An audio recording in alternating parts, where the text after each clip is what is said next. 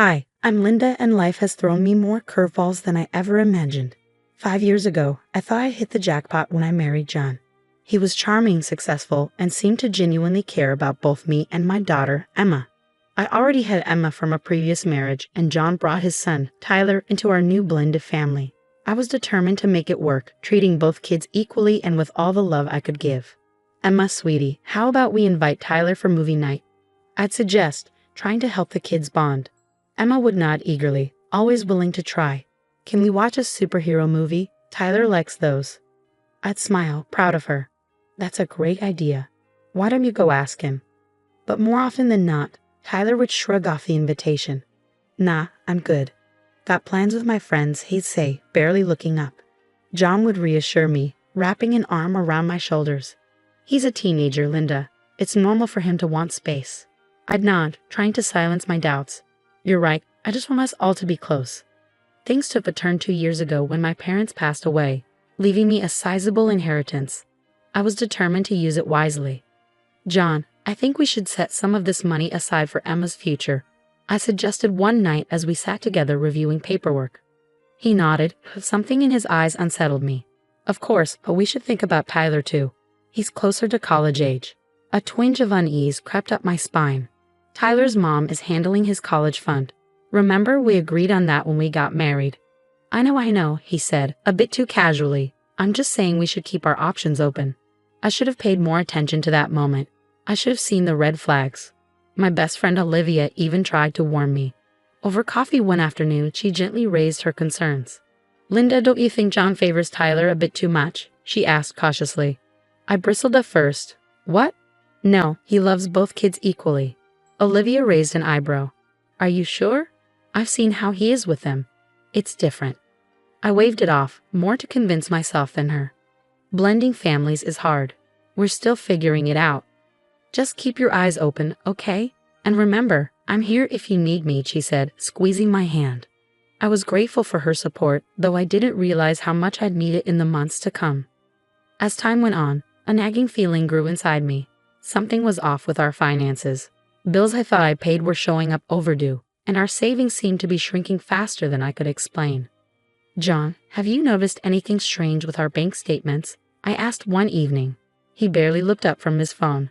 No, everything seems fine. Why? I don't know, something just feels off.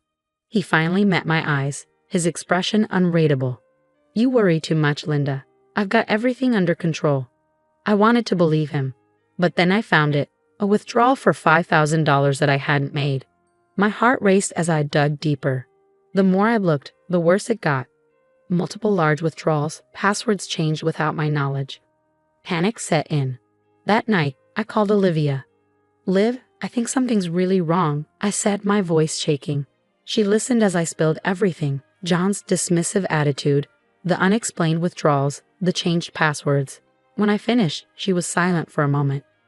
Linda, this sounds serious. You need professional help. I know a private investigator, Mike Carson. Want me to call him? I hesitated, then agreed. A week later, Mike called me into his office.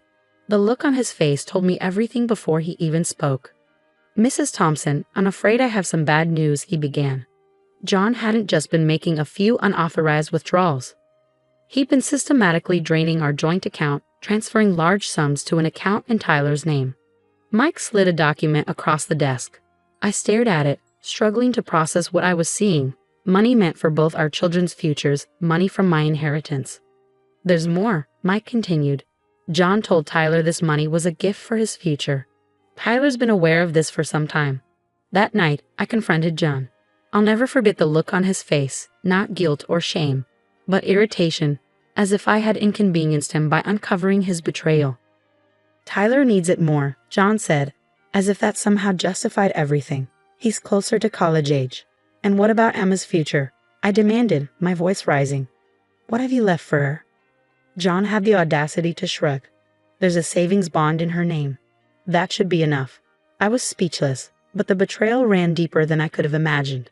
Over the next few days, I uncovered even more lies. Friends started reaching out, concerned about things John had apparently been saying about me. He'd been painting me as unstable, unreasonable, a bad mother. And Emma, my sweet Emma, had been caught in the middle. John had been manipulating her, making her keep secrets from me. As the full extent of John and Tyler's deception became clear, I felt a rage I had never known before. Sitting in my car outside our house, a house that no longer felt like home, I made a decision. This wasn't over, not by a long shot. John and Tyler might think they'd won, but they had no idea what was coming. I was done being the victim. It was time to fight back. John had already proven he was willing to lie and steal, so I couldn't let him see me coming. The next morning, I called in sick to work and met with Lisa Chen, a divorce lawyer Olivia had recommended.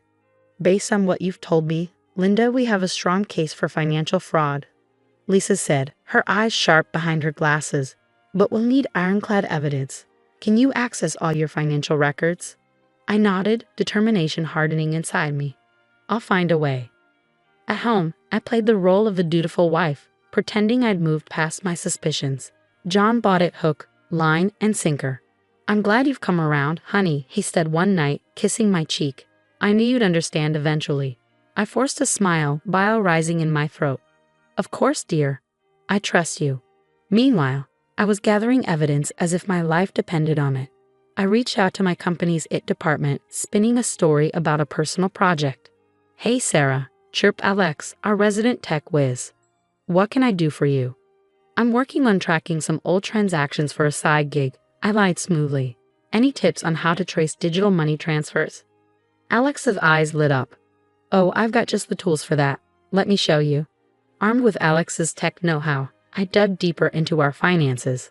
The more I uncovered, the worse it got. John hadn't just been stealing from me, he'd been cooking the books at his own company too. That night, I anonymously tipped off John's company about the embezzlement. This wasn't about revenge, it was about justice. A few days later, all hell broke loose. John came home in a panic, his face ashen. Sarah, we need to talk, he said, his voice shaking. I steel myself. This was it. Yes, we do, John. He launched into a frantic explanation about misunderstandings and mistakes, begging for my help to cover his tracks. But I'd had enough of the lies. Stop, John, I said, my voice cold. I know everything. The money you stole from our account, from my inheritance, the lies you've been telling about me, the way you've manipulated Emma, and now your little embezzlement scheme at work. John's face crumpled. He fell to his knees, grabbing my hands. Sarah, please, I'm so sorry. I'll make it right, I swear. We can fix this together. I pulled my hands away. Fix this, John. You've stolen our daughter's future. You've lied to my face for months. You've tried to turn our friends against me. There's no fixing this.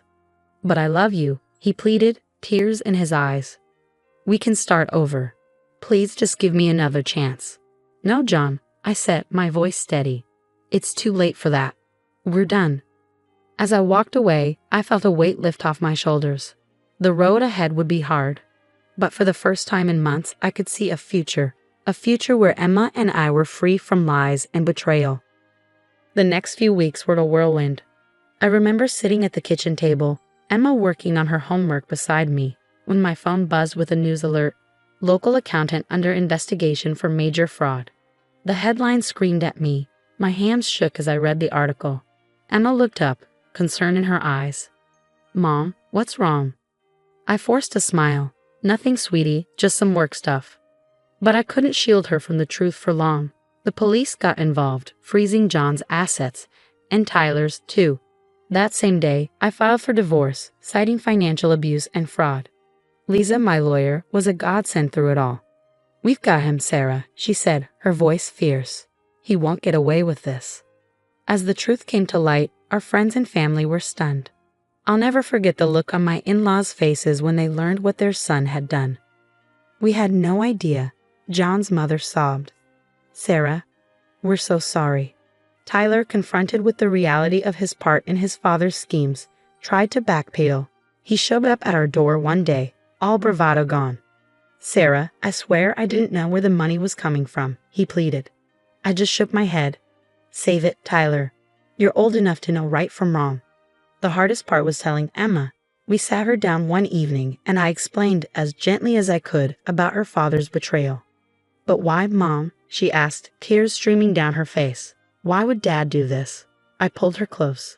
I don't have, sweetie. but we're going to be okay. I promise. I enrolled Emma in therapy to help her cope with the upheaval. 2 years later, life looks very different. I'm thriving in my career, having earned a promotion last month. Emma, now 12, is excelling in school and has found a passion for soccer. Mom, did you see that goal I scored? She yelled, running off the field after a game. I scooped her up in a hug. I sure did, champ. You were amazing. John is serving time for his crimes, financially ruined. I've heard through the grapevine that Tyler is struggling, working a minimum wage job and living with his mother. As for me, I feel vindicated, stronger than I ever thought possible. Emma and I have built a stable, loving home, free from the toxic influences of our past. Looking back on this journey, I realize that while the betrayal nearly broke me, it also revealed my resilience. Emma and I faced the storm together, and we've come out stronger on the other side. Our future is bright, filled with love, trust, and endless possibilities. And that's a happy ending I never saw coming. Now I have a question for you. If you were in my shoes, would you have given John a second chance? Or do you believe some betrayals are too deep to forgive, even when it comes to family? Share your thoughts in the comments below.